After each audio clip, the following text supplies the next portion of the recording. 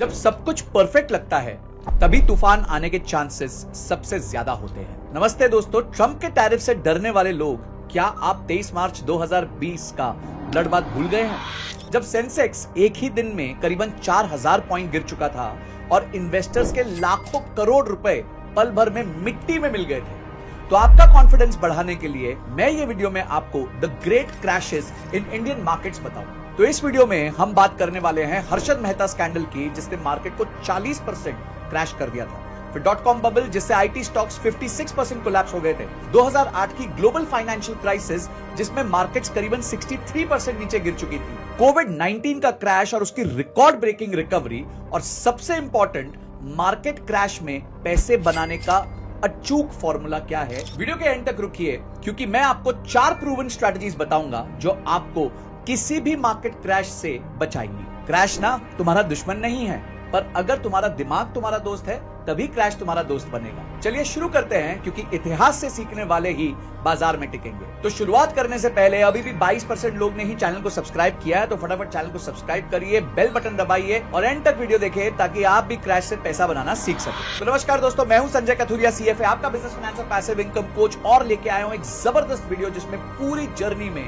30 साल से ज्यादा कौन कौन से क्रैश हुए हैं, उनमें क्या खराब हुआ है, कैसे उसकी रिकवरी हुई है, उस टाइम क्या फीलिंग हो रही थी और किस तरीके से क्या क्या चेंजेस आए हैं हमारे इंडियन मार्केट्स में, ये सारी दास्तान इस वीडियो में आपके सामने मैं बयां करूंगा। 23 मार्च 2020 का क्रैश तो कोई भी भूल नहीं सकता।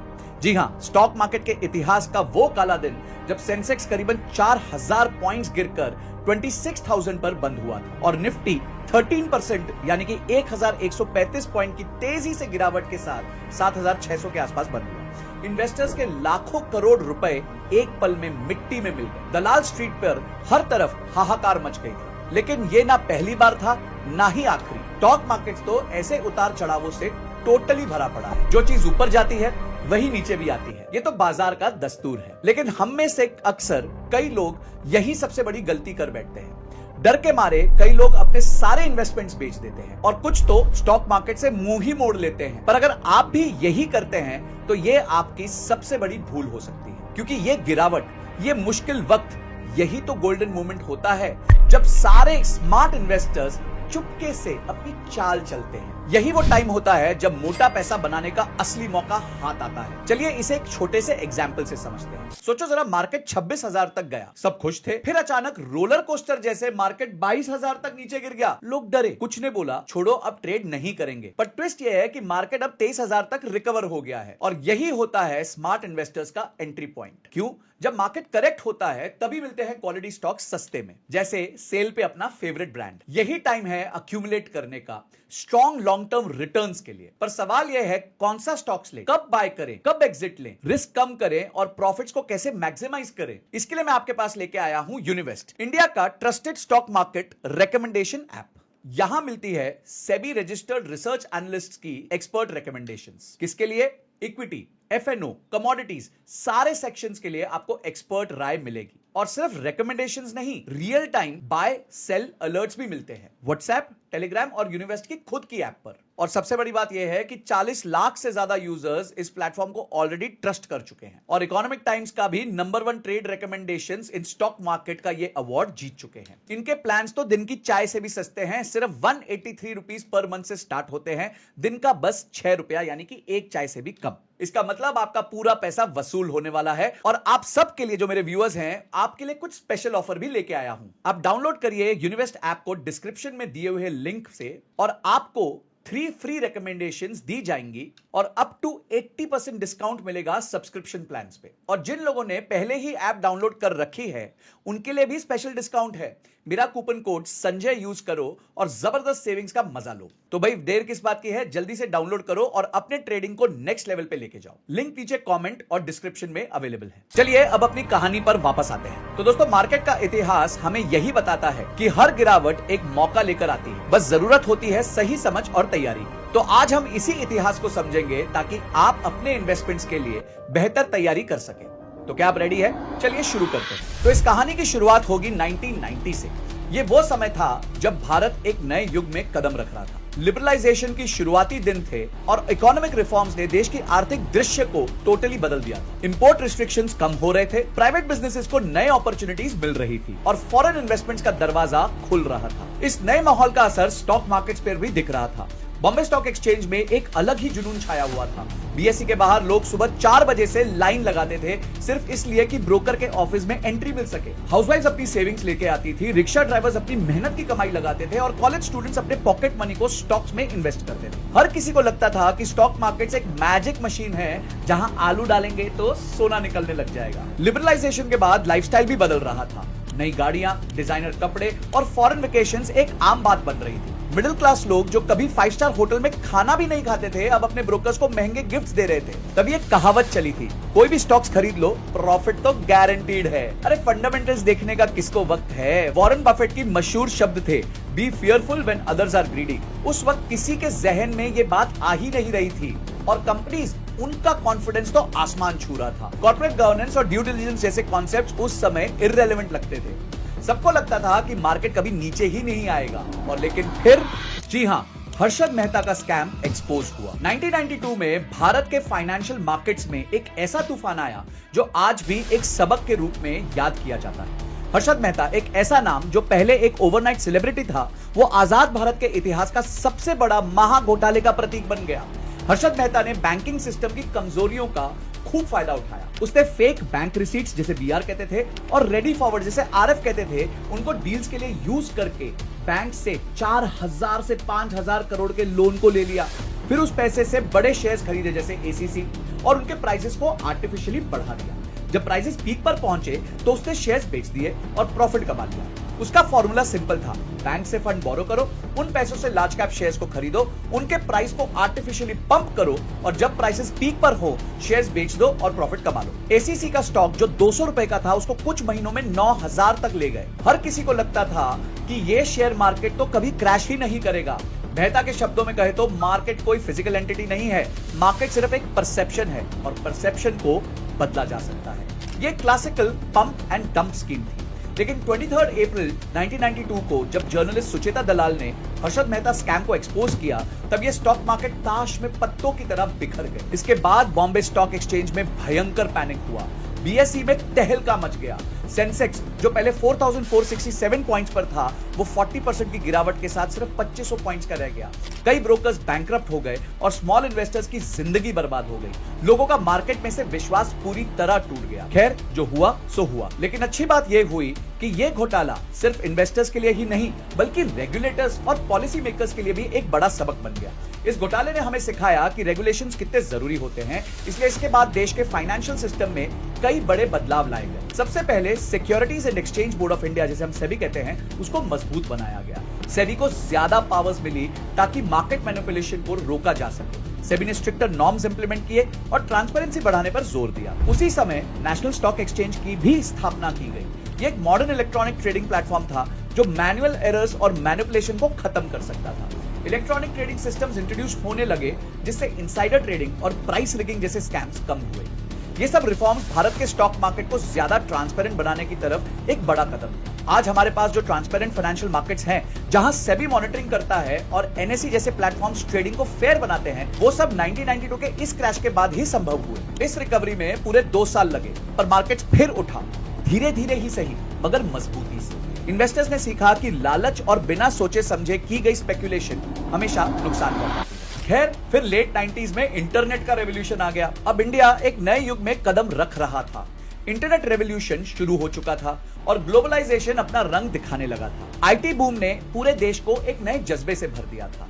साइबर कैफेज एक नए ट्रेंड के रूप में उभर रहे थे। लोग अपनी सेविंग्स निकालकर या बैंक से बड़े बड़े लोन्स लेकर इंटरनेट कैफेज खोल रहे थे। हर किसी को लगता था कि ये डिजिटल दुनिया उनका फ्यूचर बदल देगी। ये एक डिजिटल गोल्ड रश था और हर कोई इसमें कूद पड़ा था।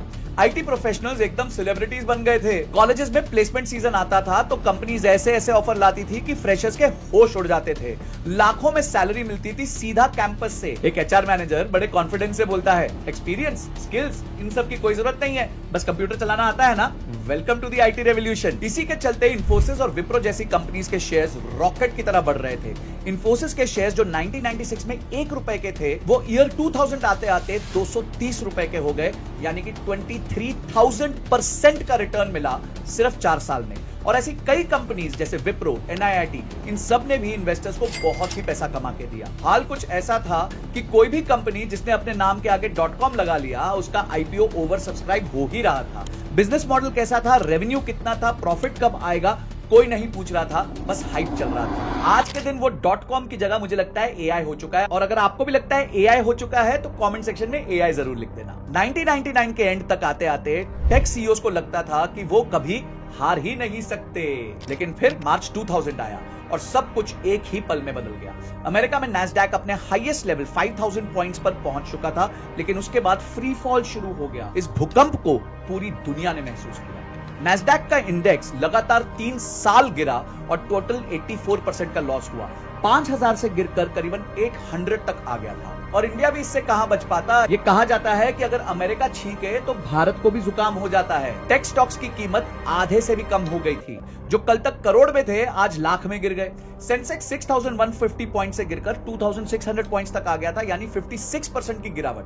आईटी सेक्टर में ले ऑफ का दौर चालू हो गया था। जहां कल तक जॉब्स की बारिश थी, वहां आज पिंक स्लिप्स की बातें हो रही थी।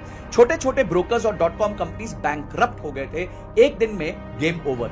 इन्फोटेक कंप्यूटर्स, पेंटाफोर सॉफ्टवेयर, जो कभी मार्केट के लाडले थे, अब मार्केट से गायब ही हो गए। देखिए, ये बबल फूटना ही था।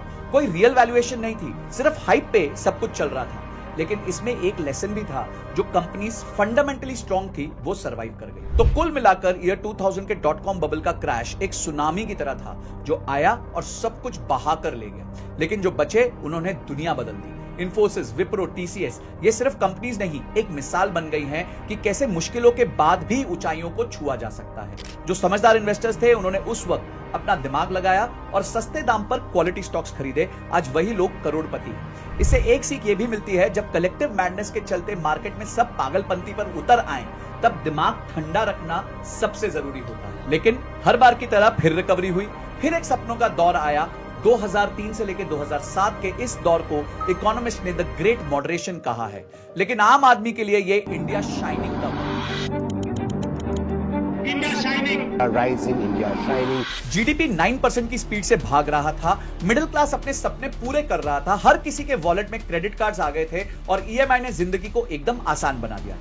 हर चीज मिल रही थी, नई गाड़ी, बाइक, वेकेशन और हाँ, पहला नोकिया का स्मार्टफोन भी। और रियल एस्टेट, भाई गुड़गांव में जो प्लॉट 2005 में 20 लाख का मिलता था, वो 2007 आते आते 1 करोड़ 20 लाख का हो गया था। एक प्रॉपर्टी डीलर के शब्दों में कहें तो ऐसे रिटर्न्स तो खुद भगवान भी गारंटी नहीं कर सकते। हर कोई अपने आप को अमीर समझने लग गया था। लगता था पैसा पेड़ पे उग रहा है। बैंक्स तो जैसे सांता क्लॉज बन गए थे। आपको हाउसिंग लोन चाहिए, ले लो। आपको पर्सनल लोन चाहिए, ले लो। क्रेडिट कार्ड की लिमिट डबल करानी है, कर लो। कोई बात नहीं। बैंक मैनेजर हंस के बोलता था, सर इनकम प्रूफ बस फॉर्मेलिटी है, आप तो बस साइन करो और अप्रूवल समझो। और स्टॉक मार्केट्स, वो फिर ऑल टाइम हाई पे चली गई। जनवरी 2008 में सेंसेक्स 21,000 के पार चला गया। लोग बोल रहे थे कि अब तो 25,000 और फिर सीधा 30,000। कंपनीज भी अग्रेसिव हो गई थी, फॉरेन एक्विजिशंस हो रहे थे, एक्सपेंशन प्लान बन रहे थे। CEOs प्राउडली बोलते थे, हम ग्लोबल कंपनी बन रहे हैं, स्काई इज द लिमिट। लेकिन पिक्चर परफेक्ट तब तक ही लगती है जब तक रियलिटी उसका पर्दा ना फाड़ दे। पर इसी हॉट मार्केट के टाइम पे एक कुकर बर्स्ट हो रहा था 7 समंदर पार, US में सब प्राइम मॉर्गेज क्राइसिस। जी हां, मैं बात कर रहा हूं 2008 की ग्लोबल फाइनेंशियल क्राइसिस की। यह एक ऐसा तूफान था जो अमेरिका के वॉल स्ट्रीट से उठा और देखते ही देखते पूरी दुनिया को अपने साथ ही ले डूबा। यह सब शुरू हुआ अमेरिका के हाउसिंग मार्केट से, जहां बैंक्स ने हर किसी को घर खरीदने के लिए लोन्स दे दिए थे, चाहे उनकी इनकम हो या ना हो। बैंक्स ने सोचा था कि रियल एस्टेट के प्राइसेस तो हमेशा ऊपर ही जाएंगे और उन्होंने रिस्की लोन्स को बंडल करके मॉर्गेज बैक सिक्योरिटीज बना दी। इन्वेस्टर्स ने बिना समझे इन सिक्योरिटीज में पैसा डाल दिया और जब बोरोवर्स अपने लोन्स को डिफॉल्ट करने लग गए तो ये बबल हो गया और फिर चालू हुआ डोमिनो इफेक्ट, जिसने सबको खत्म कर दिया। बेयर स्टर्न्स और नॉर्दर्न रॉक जैसे बड़े बैंक्स पहले ही गिर चुके थे और फिर एक दिन 158 इयर्स पुरानी इंस्टीट्यूशन, बहुत ही फेमस लीमन ब्रदर्स गिर चुकी थी। यही लीमन ब्रदर्स कभी फाइनेंस की दुनिया का किंग कहा जाता था। उसने बैंकरप्सी फाइल कर दी सितंबर 2008। वॉल स्ट्रीट का दिल धड़कना बंद हो चुका था। यह सुनामी अमेरिका तक सीमित नहीं रही। जैसे जंगल में आग फैलती है, वैसे ही ये क्राइसिस पूरे विश्व में फैल गई। इंडिया भी इस आग से बच नहीं सका। जनवरी 2008 में निफ्टी ने 6300 के ऊपर का हाई बनाया था, लेकिन अक्टूबर 2008 आते आते ये 2250 रह गया, यानी कि अप्रोक्सीमेटली 67% ड्रॉप। और मैं आपको एक मजेदार बात बताता हूं, मैंने जब अपने करियर की इन्वेस्टमेंट स्टार्ट करी, अपनी एसआईपी स्टार्ट करी, मैंने स्टार्ट करी थी जनवरी 2008। सेंसेक्स ने ब्लैक मंडे के दिन एक ही दिन में 1408 पॉइंट्स का रिकॉर्ड ब्रेकिंग क्रैश देखा। ट्रेडिंग हॉल्ट हो गई, स्क्रीन्स लाल हो गए और इन्वेस्टर्स के चेहरे पे एक ही सवाल था, अब क्या होगा। रियल एस्टेट स्टॉक्स का हाल सबसे बुरा हुआ। डीएलएफ का शेयर जो 1200 रुपए का हो गया था, वो सिर्फ 170 रह गया था। जैसे स्काई स्क्रैपर नीचे गिरते हैं भूकंप के टाइम, वैसे ही रियल एस्टेट के स्टॉक्स भी गिर रहे थे। बैंकिंग शेयर्स भी इस सुनामी से बच नहीं पाए। SBI, ICICI bank, HDFC bank, इन सब के प्राइस आधे से कम हो गए थे। मार्केट में हर तरफ सिर्फ एक ही चीज थी, डर और अनसर्टेनिटी। लेकिन ये सिर्फ एक फाइनेंशियल क्राइसिस नहीं था, ये एक ह्यूमन ट्रेजेडी थी। कई इन्वेस्टर्स ने ओवर लेवरेज पोजीशंस ली थी, मार्जिन्स पे ट्रेड कर रहे थे। सपने बड़े थे, लेकिन रियलिटी और भी बड़ी थी। जब मार्केट क्रैश हुआ तो मार्जिन कॉल सेटिस्फाई नहीं कर पाए, घर बिक गया, गाड़ी बिक गई, सालों की सेविंग्स एक पल में खत्म हो गई। एक इन्वेस्टर ने कहा, मैंने लेवरेज करके शेयर्स खरीदे थे, सब कुछ चला गया। ये सिर्फ पैसा नहीं था, ये उनका जीवन था जो उन्होंने बहुत मेहनत करके बनाया था। और फिर वो दर्दनाक बातें सामने आई जो किसी को भी हिलाकर रख दे। सुसाइड केसेस बढ़ने लगे, स्पेशली उन लोगों के बीच जो फ्यूचर्स एंड ऑप्शंस में हेवीली इन्वेस्टेड थे। ये एक इमोशनल और साइकोलॉजिकल ब्रेकडाउन था जो नंबर्स के ग्राफ के पीछे छुपा हुआ था। लेकिन हर अंधेरी रात के बाद एक सवेरा होता है। रिकवरी स्लो थी, लेकिन जो इन्वेस्टर्स क्रैश के बाद भी इन्वेस्टेड रहे, उन्होंने अपना पैसा मल्टीप्लाई कर लिया। मार्च 2009 में निफ्टी लगभग 2500 पर था। वहीं से खरीदने वाले इन्वेस्टर्स ने अगले 5 साल में अपने पैसे को ट्रिपल कर दिया। ये कहानी सिर्फ ग्राफ्स और चार्ट्स की नहीं है, ये उन लोगों की है जो अपनी जिंदगी भर की मेहनत एक ही पल में खो बैठते हैं। ये सबक है ग्रीड और लेवरेज के खतरे का, एक सबक जो हर इन्वेस्टर को याद रखना चाहिए। Risk management is not optional, it's survival. तो 2008 का क्रैश बताता है कि फाइनेंशियल मार्केट सिर्फ पैसा बनाने का जरिया नहीं है, ये सपनों को बनाना और बिगाड़ने का भी खेल है। और कभी कभी ये खेल जिंदगी से भी बड़ा हो जाता है। 2019 तक दुनिया एक नए ऑप्टिमिज्म के साथ आगे बढ़ रही थी। इंडिया एक डिजिटल रेवोल्यूशन के शिखर पे था, एक नए भारत का रूप सामने आ रहा था और हर तरफ सिर्फ ग्रोथ की बातें हो रही थी। यूपीआई पेमेंट्स के आने से लोग जेब में वॉलेट रखना ही भूल चुके थे। स्मार्टफोन्स ही नए वॉलेट बन चुके थे। ई कॉमर्स प्लेटफॉर्म्स जैसे Amazon, फ्लिपकार्ट ने शॉपिंग को इतना आसान बना दिया था कि मॉल्स जाना अब सिर्फ वीकेंड आउटिंग का बहाना बन गया था। और फूड डिलीवरी एप्स जैसे स्विगी और जोमेटो ने घर बैठे खाना मंगवाना एक लाइफस्टाइल का हिस्सा बना दिया। टेक्नोलॉजी सिर्फ सुविधा नहीं लाया, बल्कि पूरे देश के लाइफस्टाइल को ही बदल के रख दिया। बाजार का मूड भी एकदम जबरदस्त था। निफ्टी 12,000 के ऊपर मजबूती से टिका हुआ था और रिटेल इन्वेस्टर्स की भीड़ हर दिन बढ़ती जा रही थी। डिस्काउंट ब्रोकर्स जैसे जीरोधा अपस्टॉक ने भी ट्रेडिंग को इतना सस्ता और आसान बना दिया कि करोड़ों लोग स्टॉक मार्केट में कूद पड़े। एक बाजार एक्सपर्ट बोले कि 2019 में रिटेल इन्वेस्टर्स का पार्टिसिपेशन अपने सबसे ऊंचे लेवल पर पहुंच गया था। हर किसी को लग रहा था कि स्टॉक मार्केट एक एटीएम की मशीन है, पैसा डालो वो वहीं डबल हो जाएगा। अब भारत कंजम्पशन ड्रिवन इकोनॉमी बन रहा था और लग्जरी सेगमेंट में एक नया दौर की शुरुआत हो गई थी। हाई एंड अपार्टमेंट्स, प्रीमियम गाड़ियों की डिमांड जो है वो रिकॉर्ड लेवल पे आ गई थी। हाई एंड इलेक्ट्रॉनिक्स जैसे आईफोन, स्मार्ट टीवीज की डिमांड भी दिन दुगनी रात चौगनी हो रही थी। स्टार्टअप्स का सीन तो अलग ही लेवल पे चल रहा था। हर महीने एक नया यूनिकॉर्न आ रहा था। इन्वेस्टर्स को लगता था कि हर स्टार्टअप अगला Amazon या टेस्ला बनने वाला है। Social media influencers stock tips देकर वायरल हो रहे थे। यूट्यूब चैनल्स पे लाखों सब्सक्राइबर्स भी कमा रहे थे। सब कुछ परफेक्ट लग रहा था, जैसे दुनिया एक नए गोल्डन एज में एंटर कर रही है। लेकिन अभी तक जैसा हमने देखा, जब सब कुछ परफेक्ट लगता है तभी तूफान आने के चांसेस सबसे ज्यादा होते हैं। और फिर वुहान से एक ऐसी खबर आई जिसने पूरी दुनिया पर एक ग्रहण लगा दिया। Wuhan, the Chinese city has recorded a new cluster of cases in the past few days. To end this vicious cycle, Wuhan has launched an ambitious campaign to test all its residents. फरवरी 2020 तक corona virus दुनिया भर में फैल चुका था और markets ने तुरंत रिएक्ट करना शुरू कर दिया। मार्च आते आते पैनिक सेलिंग का सुनामी आया और 23 मार्च 2020 को ब्लैक मंडे बना दिया। सेंसेक्स एक ही दिन में करीबन 4000 पॉइंट्स गिर गया, जो हिस्ट्री का सिंगल डे सबसे बड़ा फॉल था। ये क्रैश अलग थी क्योंकि ये इकोनॉमिक क्राइसिस नहीं थी, एक हेल्थ क्राइसिस थी जिसका इकोनॉमिक असर हो गया। हॉस्पिटैलिटी, एंटरटेनमेंट और एविएशन सेक्टर पर सबसे ज्यादा असर हुआ। पीवीआर का शेयर जो 2000 रुपए का था वो गिर के 700 रुपए आ गया और इंडिगो जैसे एविएशन जायंट्स भी अपनी वैल्यू को आधा खो बैठे थे। स्मॉल बिजनेस बिजनेसेस के लिए यह टाइम और भी ज्यादा बर्बादी लेकर आया, लेकिन इस क्रैश की रिकवरी इतनी तेज थी कि दुनिया हैरान रह गई। सरकार और आरबीआई ने मिलकर 20 लाख करोड़ का स्टिमुलस पैकेज अनाउंस किया, जो इकोनॉमी को सपोर्ट देने के लिए एक गेम चेंजर साबित हुआ। नवंबर 2020 तक बाजार अपने पुराने हाई से भी ऊपर चला गया था। सिर्फ 8 महीने में पूरी रिकवरी हो गई थी। कोविड क्रैश के बाद जो रिकवरी हुई उसने नए इन्वेस्टर्स में ओवर कॉन्फिडेंस भर दिया, लेकिन वेटरन इन्वेस्टर्स जानते हैं कि बाजार कभी प्रेडिक्टेबल नहीं होता। तो दोस्तों, कुल मिलाकर 30 साल की मार्केट हिस्ट्री में एक पैटर्न तो साफ है, हर क्रैश के बाद रिकवरी आती है और ये साइकिल कभी नहीं रुकेगा। और यहाँ इमोशंस को कंट्रोल करना सबसे जरूरी है, क्योंकि बाजार का दरिया उतरता भी है और चढ़ता भी है। ये साइकिल कभी रुकती नहीं। 2008 से लेकर 2020 तक का हर क्रैश एक नए दौर का आगाज करता है और हर दौर नए सपनों के साथ शुरू होता है। जैसे वॉरेन बफेट बोलते हैं, डर उस वक्त करो जब लोग लालची हो रहे हो और लालची उस वक्त बनो जब लोग डर रहे हो। खैर, आज की इस पूरी कहानी से हमें कुछ गिनती के लेसन सीखने को मिले, जिनको अगर आपने फॉलो कर लिया तो चाहे इनसे भी बड़ा क्रैश क्यों ना आ जाए, वो आपको लेकर नहीं डूबेगा। सबसे पहले फंडा है डाइवर्सिफिकेशन। अपने पैसे एक ही जगह मत डालो, क्योंकि हर क्रैश में कुछ सेक्टर्स दूसरों से ज्यादा चोट खाते हैं। जैसे 2008 में बैंक्स की बैंड बज गई थी और 2020 में टेक स्टॉक्स बहुत नीचे आ गए थे। सेकंड पॉइंट, इमरजेंसी फंड रखना बहुत जरूरी है। 6 महीने का खर्चा हमेशा लिक्विड रखो, ताकि मार्केट गिरे तो पैनिक में सब कुछ बेचने की नौबत ना आ जाए। थर्ड, एसेट एलोकेशन का प्लान बनाओ और उस पे टिके रहो। Equities, bonds, real estate, gold, mutual funds का एक परफेक्ट कॉकटेल बनाओ, क्योंकि हर क्रैश में कोई ना कोई एसेट क्लास आपको जरूर बचा लेगी। और चौथा पॉइंट, लेवरेज को कंट्रोल में रखो। मार्जिन कॉल्स ना क्रैश को एकता कपूर के सीरियल जैसा ड्रामेटिक बना देते हैं। और फाइनली, एक लंबी नजर रखो, हर क्रैश एक ना एक दिन रिकवर कर ही लेती है। इतिहास इस बात का गवाह है। याद रखो कि मार्केट्स केवल चार्ट या नंबर पर नहीं चलते हैं, मार्केट्स भी इमोशनल होते हैं, क्योंकि इन्हें इंसान चलाते हैं। एक तरह से देखा जाए तो मार्केट्स ह्यूमन साइकोलॉजी का ही आईना है। इसे समझ लो तो क्रैश का डर कम हो जाता है।